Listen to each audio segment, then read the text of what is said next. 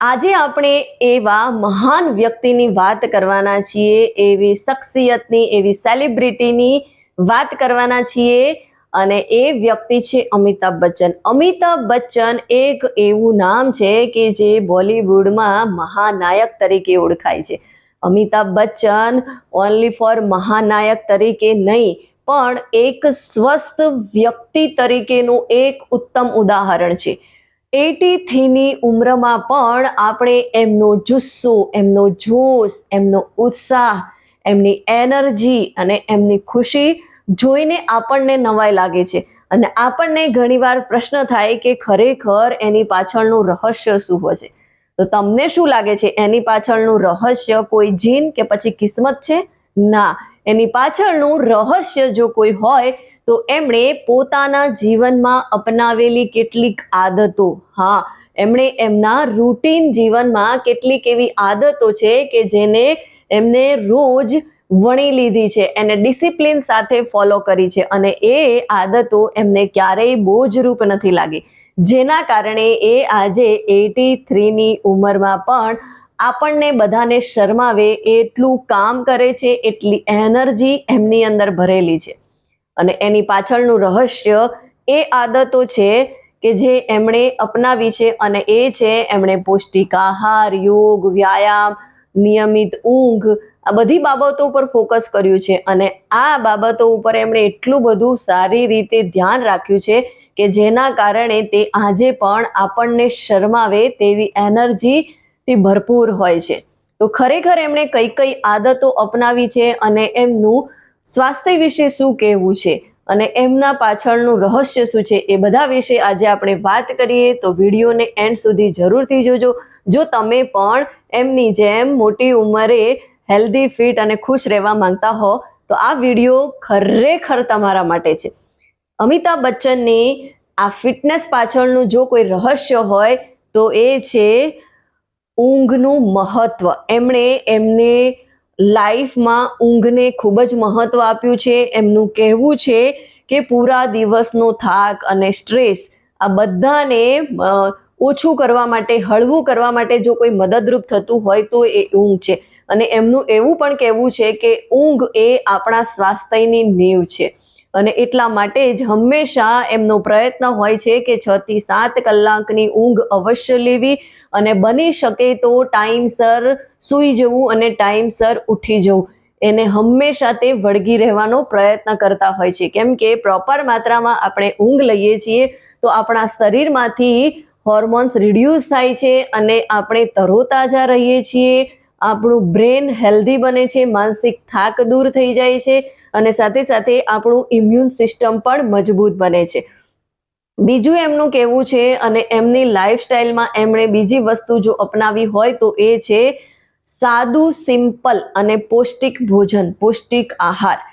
એમનું એવું કહેવું છે કે અને એમનું ખાવાનું પણ હંમેશા સરળ અને પૌષ્ટિક હોય છે. તેઓ ક્યારેય હેવી ભોજન અથવા તો તળેલું ભોજન લેતા નથી અને હંમેશા અવોઇડ કરે છે. એમના ખાવાની અંદર હંમેશા તેઓ તાજા ફળ, શાકભાજી અને પ્રોટીન્સનો સમાવેશ કરતા હોય છે. એના માટે તે ઈંડાનો પણ સહારો લેતા હોય છે અને એમનું એવું કહેવું છે કે આહાર આપણો સારો હશે તો આપણું જીવન સ્વસ્થ રહેશે અને આપણો જે આહાર છે એ સરળ અને સિમ્પલ અને પૌષ્ટિક હશે તો એ આપણને સારી એવી ઉર્જા આપશે, એનર્જીથી ભરપૂર રાખશે અને આપણી ઉંમર જેમ જેમ વધતી જશે એવા સમયે પણ એ આપણા માટે ખૂબ જ મદદરૂપ થશે. અને એટલા માટે જ એમણે ખાવા પર હંમેશા ફોકસ કર્યું છે અને એ પાણી પણ ભરપૂર માત્રામાં પીવે છે. એટલા માટે એમનું સ્વાસ્થ્ય આપણે જોઈએ છીએ કે અત્યારે પણ કેવા એનર્જેટિક દેખાય છે. અને એ સાથે સાથે જ એમણે બીજી એક વસ્તુ એ અપનાવી છે કે તેઓ હંમેશા રોજ નિયમિત રૂપે વ્યાયામ અને યોગ કરે છે. વ્યાયામ નોર્મલી થોડો ઘણો એ સવારમાં વહેલા ઉઠી અને વ્યાયામ કરતા હોય છે, સ્ટ્રેચિંગ કરે છે અને એના કારણે એમની બોડીનું લચીલાપણું બની રહે છે, એમના મસલ્સ મજબૂત થાય છે, માંસપેશીઓ સ્ટ્રોંગ બને છે અને એટલા કારણે એમની ફિઝિકલ હેલ્થ સારી થાય છે અને યોગનો સહારો લઈને એ એમના માનસિક સ્વાસ્થ્ય ઉપર ફોકસ કરે છે. કેમ કે આપણે સ્વસ્થ રહેવું હોય તો ફિઝિકલ અને મેન્ટલી બંને સ્વાસ્થ્ય સારું હોવું ખૂબ જરૂરી છે. અને એના સંવર્ધન માટે એમણે યોગ અને વ્યાયામનો સહારો લીધો, કેમ કે યોગ અને વ્યાયામ બંને નું મિલન જે છે એ એમના ફિઝિકલ અને મેન્ટલ હેલ્થ ઉપર સારી એવી ઇફેક્ટ પાડે છે. અને એ સાથે સાથે જ એમણે પોઝિટિવ સોચ અને માનસિક સંતુલન ઉપર પણ ફોકસ વધારે મૂક્યું છે. કેમ કે આપણે સ્વસ્થ રહેવું હશે અને માનસિક રીતે આપણે સ્ટ્રોંગ રહેવું હશે, હંમેશા ખુશ રહેવું હોય તો એના માટે આપણું માનસિક સંતુલન પણ હોવું ખૂબ જરૂરી છે. સાથે સાથે સકારાત્મક સોચ એટલે કે આપણે સારા વિચારો, હંમેશા પોઝિટિવ થિંકિંગ કરતા રહીશું. એના કારણે આપણું મગજ પણ ખુશ રહેશે અને આપણા મગજની અંદર માનસિક સંતુલન બની રહેશે અને એના કારણે આપણે એનર્જેટિક રીતે કામ કરી શકીશું. જો આપણા મગજની અંદર નેગેટિવ વિચારો વધારે ઘર કરી ગયા હશે તો આપણું જીવન પણ અસ્તવ્યસ્ત થઈ જાય છે, આપણને સારું લાગતું નથી, એના કારણે આપણા સ્વાસ્થ્ય ઉપર પણ તેની અસર થતી હોય છે. તો આવી રીતે હેલ્ધી અને ફિટ રહેવા માટે એમણે આ બાબતોને હંમેશા ધ્યાનમાં રાખી છે, એને ફોલો કરી છે. ત્યારે એ 83ની ઉંમરમાં પણ આપણને શરમાવે તેવી એનર્જી ધરાવે છે.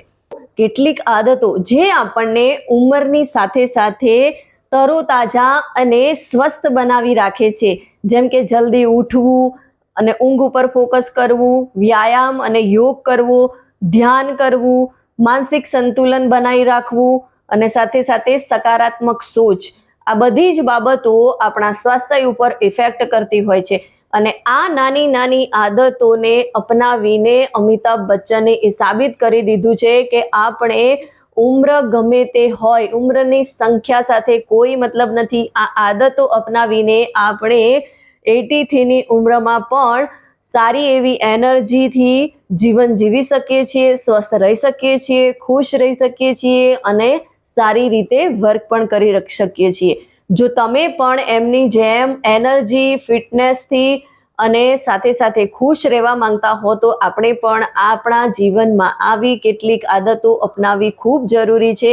પણ હર હંમેશ દરેકનો પ્રશ્ન રહેતો હોય કે અમારી પાસે તો ટાઈમ નથી. તો તમે વિચારો કે જે બોલિવૂડનો મહાનાયક કે જેની પાસે શૂટિંગ દરમિયાન પણ ટાઈમ નથી હોતો, એનો બિઝી શેડ્યુલ એટલો હોય છે, છતાં પણ એ પોતાના હેલ્થ ઉપર ફોકસ કરી શકતા હોય તો આપણે કેમ ના કરી શકીએ. બસ આપણે ડિસિપ્લિનથી અને એ લાઈફસ્ટાઈલને, એ આદતોને આપણે રોજિંદા જીવનમાં ભણી લેવાની જરૂર છે.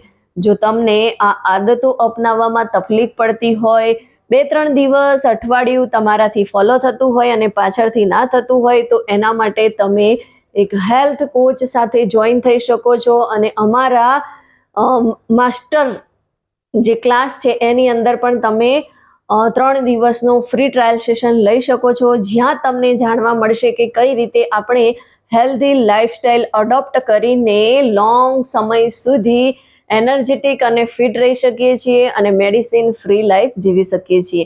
વિડીયો ગમ્યો હોય તો એને વધારેમાં વધારે લોકો સુધી શેર કરો, લાઈક કરો અને મારી આ ચેનલને સબસ્ક્રાઈબ કરો. અને હા, કમેન્ટમાં મને જરૂરથી જણાવો કે તમે આ વિડીયો જોઈને કઈ એવી આદતને આ વર્ષથી એડોપ્ટ કરવા માંગો છો.